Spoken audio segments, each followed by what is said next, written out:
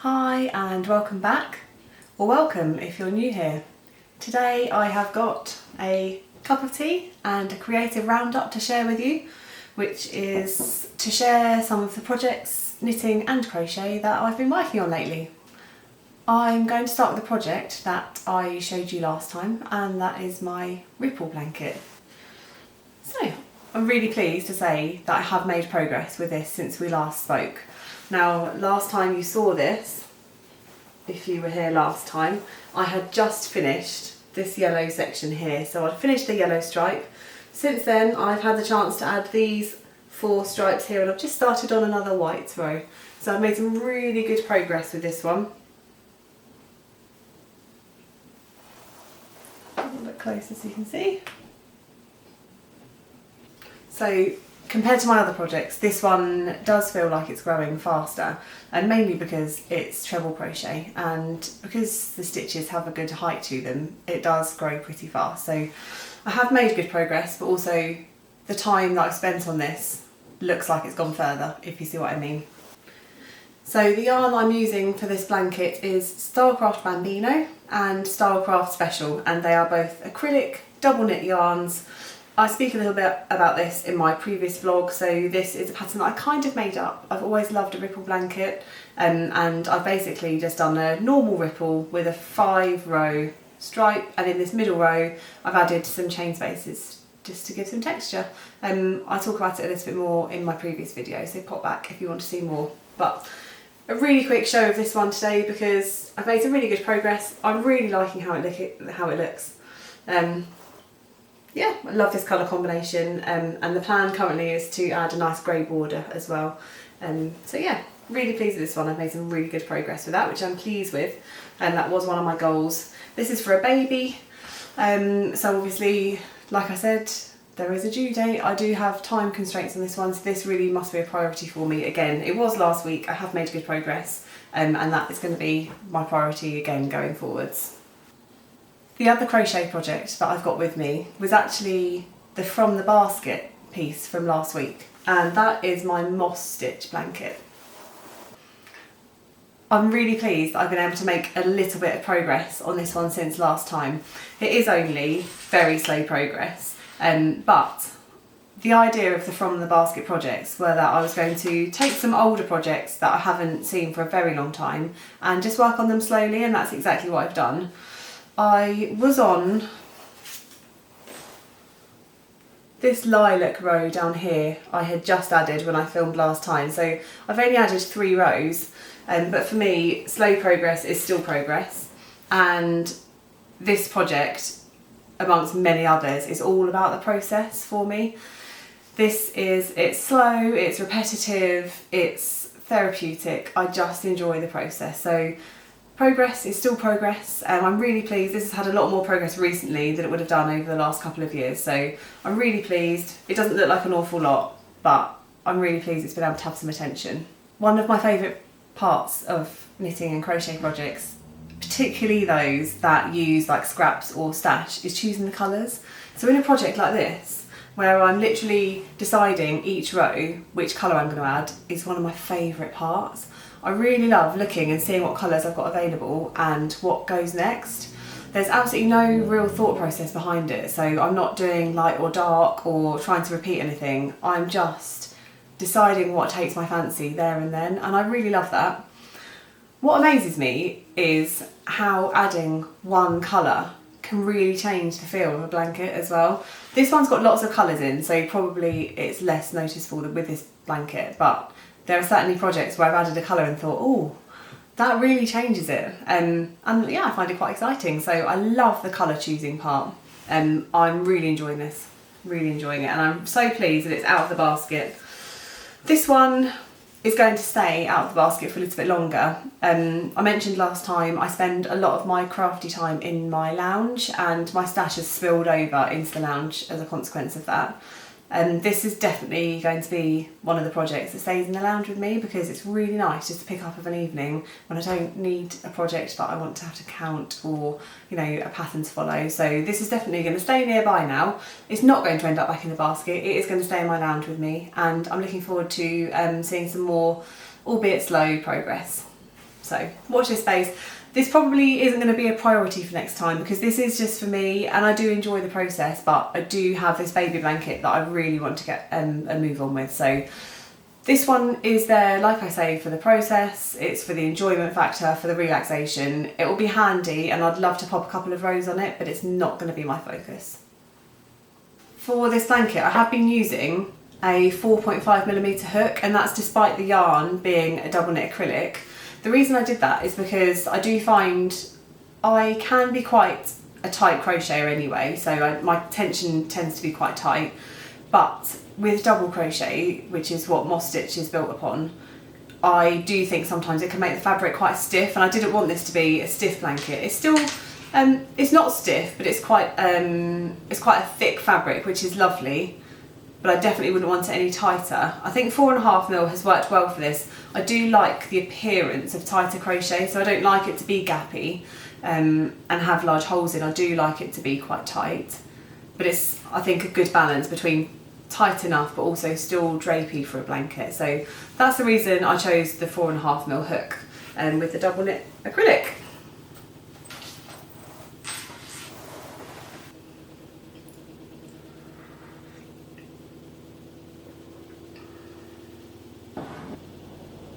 The next project I'm going to show you is the final one that you have already seen if you were here last time. So this is the last one you might already have had a little glimpse of, and then I have a couple of new ones to introduce you to. Sorry for the clattering of needles. This next project is a knitted one this time, and this is my Seychelles shawl. So this is how it's looking. I am absolutely loving working on this project. I really love it. I mean, there are very few projects that I don't love. I do tend to put those down, but this one I'm just really, really enjoying. And I think part of that is because the yarn is from Whitstable. Working on this does make me, and actually I cast this on at my mum's house as well. So the fact that the yarn is from Whitstable, where my mum lives, and the fact that I cast it on with my mum at her house just makes me think of my mum, and it brings back memories of when we went to Whitstable Yarn Festival just at the tail end of last year. So it's associated with some really nice memories for me, and it's also just a lovely, lovely project to knit on. It's really mindless. So this, when I'm not putting rows on the ripple blanket, this is my go-to project at the moment. I am a little bit in love with it. So a little bit like the moss stitch blanket, this shawl is definitely all about the process for me. There's no counting, there's no complex pattern, there's no, row repeats or line repeats. It is just a really beautiful, mindless, simple project, and that is what I need in my life right now. I need a really busy life, and this is something that just keeps me calm and grounded, that I don't have to think too much about. So really, really enjoying this one, and I would like to think you can see the progress that I've made since last time. On the last video I think I just joined the first row or two of the grey, so I had just changed over, and I have managed to add probably a couple of inches onto that, which is good. A little bit like the moss stitch blanket, this is slow-ish to grow because it's 4-ply sock yarn and the rows aren't very tall, so the time spent on this probably doesn't really do it justice, but I, again, just like the process. So really, really love picking this project up. One thing I really love about mindless projects like these are the fact that I can listen to audiobooks. Now, I have always been a big reader. I love reading and I love books, but obviously the logistics of knitting and crochet mean that I can't crochet or knit and hold a book at the same time, which is where my love of audiobooks came from. So I have loved over the last week or so having this project and my ripple blanket and being able to just pop some headphones on after the children have gone to bed and listen to my audiobook. It has been so lovely. The other time that I find I love my audiobooks is when I'm in the car. I didn't talk much about my work last week at all, really. I work in the NHS and I work 4 10-hour days a week, and I have a little bit of travelling to do sometimes, so I have 4 different bases that I could be working from each of my working days. There's not really any pattern to it, it's a little bit random, but I have between a 20 and a 60-minute drive depending on where I'm going, and that's each way. So that is the ideal time for me to listen to a few chapters. And yeah, so I think probably my love of crochet and knitting introduced me to audiobooks purely because of the mechanics of having to use my hands to knit and crochet. I didn't have my hands free for reading. And I really love them. So I do have a subscription to Audible. But yeah, I haven't looked back. I love an audiobook. So yeah, in the car, in the lounge, wherever I am, I like to turn on a book and listen while I'm crafting. A little bit like the other project I just showed you, that's probably not going to be a priority for me this week. That's definitely my grounding project, my keep me sane, cosy evening project, which I love, but it just isn't my priority. I might make some progress on it before next time, but it's likely to be fairly slow, I think. But we'll see. Watch this space. I might surprise you. The next project is one that is actually still in the planning stage, and I need your help. Now, when I say planning stage, I basically have got some yarn and I need to decide what to do with it. It needs to be a scarf, so it sounds very vague. Basically, I have some yarn and I need to make it into a scarf for my 3-year-old daughter.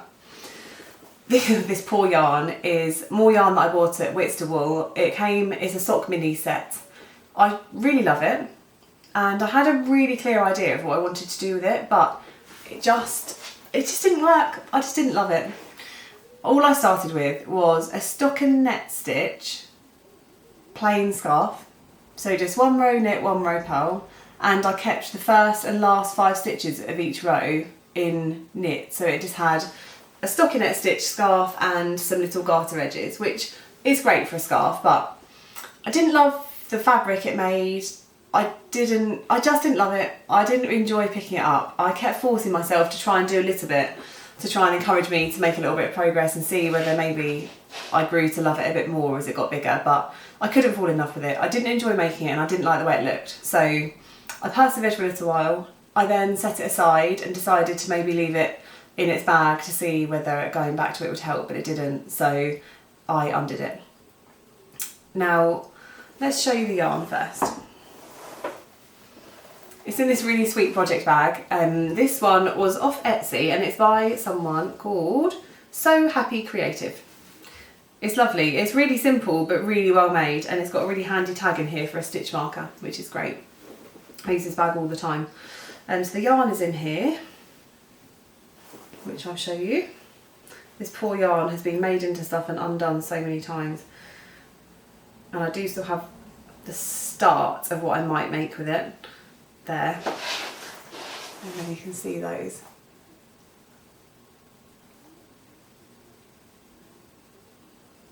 Okay, let's try and hold some up to the camera, shall we? So they do have some stellina in them, so there should be a little bit of sparkle. The yarn is from someone called the Little Lycac. I think and hope I'm pronouncing that correctly. I don't think Lycac is right. I'm pretty sure it's the Little Lycac yarns. And they do have lots of beautiful yarn on Etsy currently, and they do have a website, but they again were one of the vendors at Whitstable in November that I bought, and I did purchase it with my daughter Mabel in mind. I really love the colours. It is actually their Christmas colourway. It is called Gingerbread House, which you can see, can't you, with those nice colours. I can sort of understand where the name came from there. Ooh. Gingerbread House. So yes, they're sock minis. They are 75% superwash merino, 15% nylon and 10% silver stellina. They're really pretty. I love the colours, and I just need to love the project that they are turning into, which I didn't previously. Now I've got a couple of options that I was going to talk through. The first option, to make a scarf. Now this is, as I say, for Mabel, who is 3 years old, and she's quite small for 3 as well. She's desperate for me to make her a scarf. She's repeatedly asked me, and I just need to get on with it, basically. Now I have used a cable knitting needle to just cast on my first option, excuse my ends, which would just be a simple garter stitch 2-row stripe pattern, and I've done it to quite a length currently, which would be perfect for a 3-year-old. And that's one option, just to knit and make a really nice spongy straight striped scarf. So that is the first most basic option, and I know that I will enjoy making that. So that's option one. The second option is really similar, which would just be to use either a shorter cable or some straight needles to make a plain garter stitch stripe, but in the other direction. So do some shorter rows and just keep adding lots of short rows. And I could make the stripes a little bit chunkier then, so it's a more obvious striped scarf. So that's another option. The third option is what you saw that looked a bit of a tangled mess when I held this ball up. I have made a chain, I've crocheted a chain, because I did wonder whether I could make a granny stripe shawl. So this is literally the beginning of a granny stripe with some little granny clusters. And again, it would be in long rows. So I've done it to the length I think would be okay for Mabel's neck. And I could just work along and do some rows of granny stripe. So that could work. That does show off the stellina really nicely actually. There's some really nice, the lighting's not great anymore. I don't know whether you can see that on there. So that would look pretty. And I'm tempted to trial a couple of rows just to see how it comes out. Maybe add a couple of colours on the beginning of the row just to see. So that's one option. And other than that, I didn't know whether you guys had any ideas. It needs to be something quite basic. I do really need to get on with it because obviously it's already mid-January now, and by the time I finish anything it's going to be springtime, so I do need to hurry up and do something. I want it to be quite simple and mindless, like no real pattern. And also I want to see the colours and the stellina in the yarn, so I don't think I want anything too fussy. I think I want it quite plain stripy. So if you have any ideas that I haven't already covered, please let me know in the comments. I would love any inspiration that you've got. Yeah, I'm at a bit of a loss with it, and it's really beautiful yarn. I really want to use it. I just haven't loved anything that I've done so far. So any ideas for Mabel's scarf, please let me know. The other thing that I haven't decided on yet is whether I'm going to join the ends of it, because I did have a thought that actually she's 3 years old. Would it be better to turn it into either a snood, so she can just pull it over her head, which is probably an easy option for a 3-year-old, or whether to just make it one of the long join scarves so she can maybe put it round and then loop it over. They are less likely to get lost, I guess, than a scarf that's just loose around her neck, but I didn't know whether it was safe for a 3-year-old to have a join scarf. I don't know, not sure. I'm looking at that long cable knitting now and wondering whether a snood would be a better idea, but I don't know, I'm a bit torn. Let me know in the comments what your thoughts are, because I'm at a loss, and like I say, it's gorgeous yarn, I really want to use it, so I need to make a decision really. So yeah, I'd appreciate anyone's help with that one. The next project that I would really like to share with you is new to the channel, but it's not a new start for me. But having said that, it's not old enough to be from the basket. It's been cast on this year, and it just hasn't been a priority for me. It has ended up popped in a project bag and just popped in this. It's in the lounge with me, so it's not made it as far as the sewing room, the craft room just yet, but it doesn't get worked on very often, so it's something that I do want to bring out if I can do. I did run into a problem with it, which I will tell you about in a minute. To put you out of your misery, it is my Taffy Waves shawl. It's on a cable that is far too big for where it's at currently. As you can see, I haven't got very far yet. So this is the start of my Taffy Waves shawl. How much of the colours you can see. It's really pretty. I really do want to make some more progress with this one. So this is a pattern, it's a Hedgehog Fibres pattern. I can't remember the name of the person that actually wrote the pattern. I'll find out and I'll pop their name on the screen, but it is a pattern for Hedgehog Fibres. It's a 2-colour shawl, so it starts with this solid patch that this is where I've cast on in the solid patch. It then progresses to a striped area, so you bring in a second colour that alternates stripes for a little while, and then the second colour takes over and there's a lace panel to finish. It's a really pretty pattern actually. I can't wait to see what it starts to look like a little bit further down the line. The yarn I've chosen for this actually has turned out to be a Hedgehog Fibres yarn, which I didn't know at the time of purchasing it. I hadn't found the pattern when I purchased the yarn, but I actually hadn't made the link between the fact that they were both Hedgehog Fibres until literally last night when I was writing the notes for this vlog, which was interesting. So yes, this is a Hedgehog Fibres. It's a sock yarn and it is called Bandit. Where's the ball gone? Let's see if I can show you.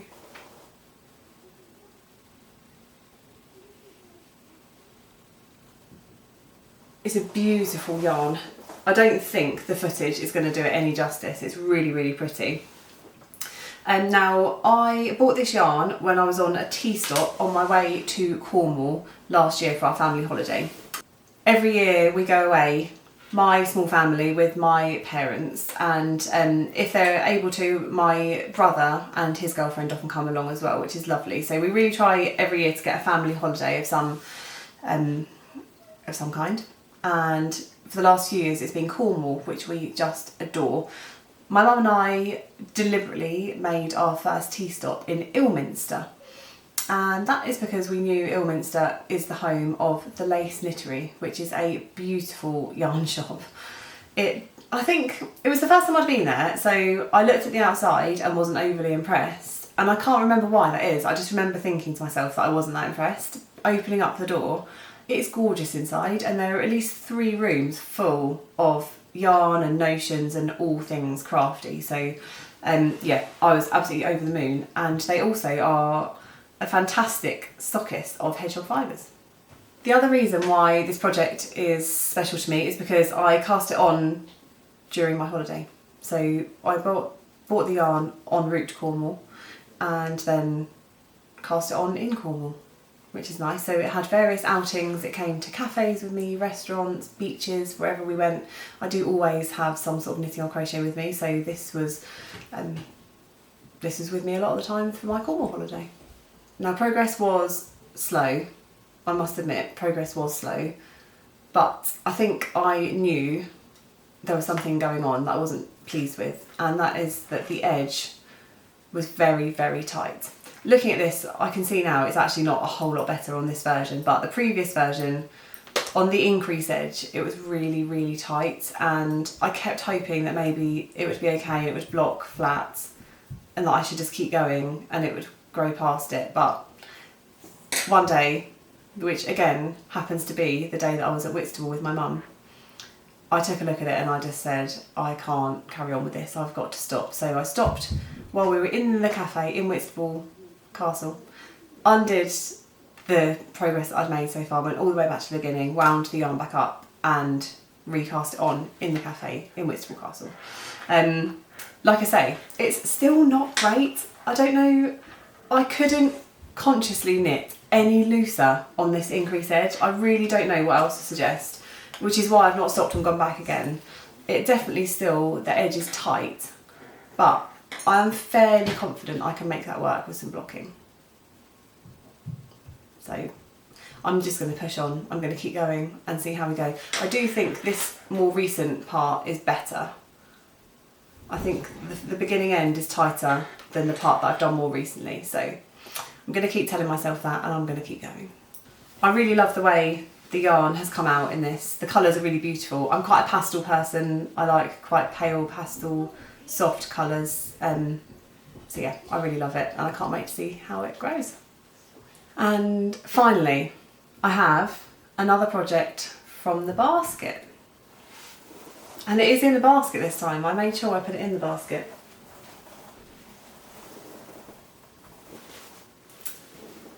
Another beautiful project bag. This project bag was made for me by my lovely friend Kirsty. Now Kirsty did watch my previous vlog, so I'm really hoping she's here. And I'd love her to know that I use this bag all the time. I love this bag. Truly love it. Kirsty made this for me last Christmas, so not the one just gone, the one before. And there was this bag and an advent of yarn. She individually wrapped, she wound and wrapped 24 mini skeins of sock yarn, and I can't tell you how happy it made me. I've never had a yarn advent. That's still to this day the only one I've ever had. And the fact that she did that for me touched me more than she'll ever know. So I adore my lovely crochet friend Kirsty. I met her when I joined our local knitter natter group with my daughter Mabel when she was about 3 weeks old. I'd had a cesarean section, felt really isolated and couldn't get anything done at home because she had a lactose allergy and it was just a nightmare and I had to hold her all the time. So I asked about going along to the local knitter natter group even just to spend some time with some like-minded people, and they were fantastic. And Kirsty and the rest of the lovely ladies there used to pass Mabel round. They used to hold her, walk around with her. And when she got a little bit bigger, she used to sit in one of her little seats or lie on a blanket on the table with us. And it just became my thing throughout maternity leave that I was there every Thursday. And honestly, it kept me sane. It saved me probably in terms of my mental health. So I will never be able to thank Kirsty enough for what she's done for me over the years. This being one of them. So let's have a look at the actual project inside, shall we? This blanket has been in my yarn storage space for quite some time now. I probably cast it on at least 2 years ago, which is terrible. And that's why it's one of my from the basket pieces, because I really need to get it out and get it progressed. So the pattern is Across the Pond shawl. And it is written by Mina Phillip of the Knitting Expat. I don't know how well you'll be able to see this. Unfortunately the cable's really short, so I can't pull the shawl out very much for you to see the texture, which is a shame, but I'll see if I can try and put some footage in there to help.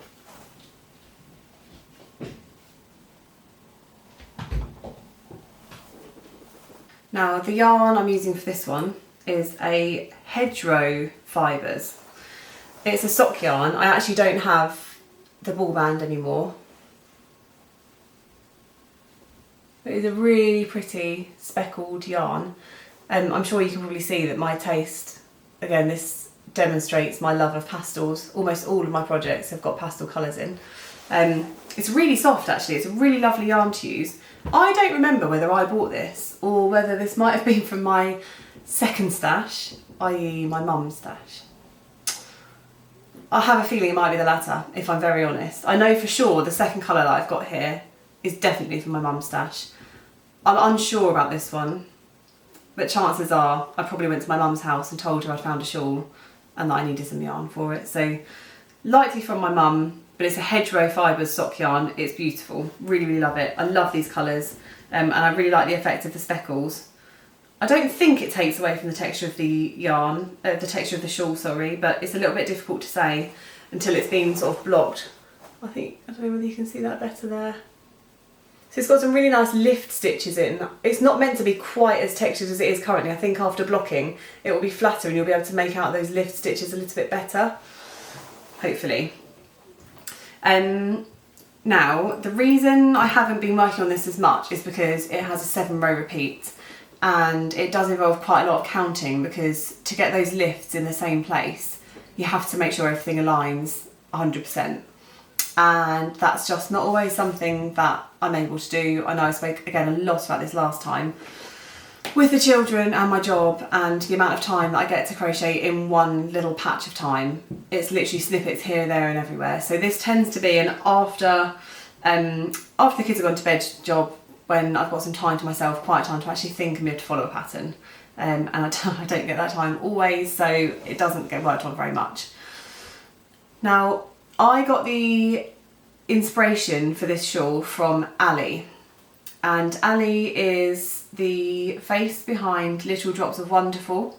She's got a few channels, so I know she's got a walking channel, she's got her Little Drops of Wonderful, which is her crochet and knitting channel, and she's got This Little Wonderful Life, which is more of a vlog style, lifestyle vlog, I guess. I think Ali's fantastic. She is, I was going to say probably, she is my favourite person to watch. So she's the first person I'll go to on YouTube to see whether she's got any new content out, because I love the person that she is and I find her really inspiring, and that's both craft wise, but also she shares books that are, I love her book recommendations, skincare recommendations.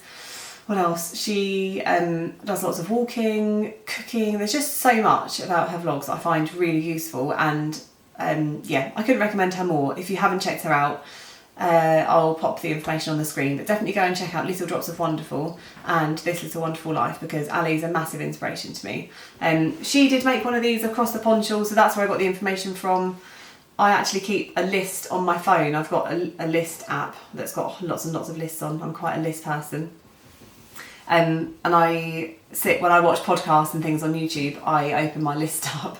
So when I see yarn or patterns or anything that I love, I pop it on a little list that I've built up across my few years of watching podcasts. So it was on there and I decided I was going to make one. Now the next section of this shawl is actually a lace section, and I have chosen, again, for my second stash at my mum's house. My mum very kindly gave me this beautiful mohair merino single, and it's by the Wool Barn. Let's see if I can hold it up a little bit closer. And I think it goes quite nicely. Yeah. So this is going to be for the lace panel after I finish the panel that I'm already on. I haven't looked at the pattern for a long time. It's been a long time since I worked on this shawl. But one of my jobs before I actually make progress on it is to go and look at the pattern and work out how many repeats I've got left, because I actually don't think I've got very many of this solid panel left to do before I move on to the lace section. So that's my first job, is that I definitely need to assess where I'm at and then hopefully make some progress with it. So that's next on my radar. Again, it's a from the basket piece. I'm not expecting huge progress on this. This project in particular is tricky for me because of the fact that I need to concentrate on a pattern, so I don't think I'm going to make much progress, if any. My priority is to find out where I'm at with it and potentially add 1 or 2 rows, so don't expect anything big from me with this one, but it's nice to have it out and I do want to see a tiny bit of progress if I can. That's everything that I wanted to share in this creative roundup. Thank you so much for watching and for keeping me company, and I really hope to see you again next time.